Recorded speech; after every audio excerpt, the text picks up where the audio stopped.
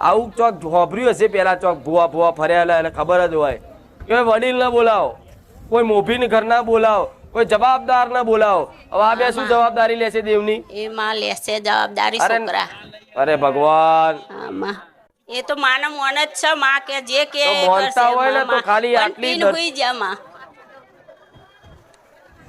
આપણે કહીએ કે માતા હેડા કે હું તો ઘેર રહીને પજે લાગુ જ છું માનો.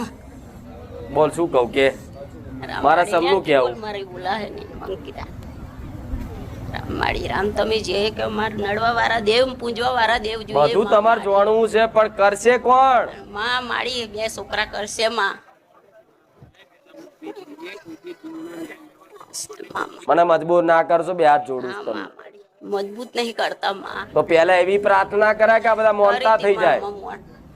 માં કરી મારી મોને એના માટે માતા નગન દેવ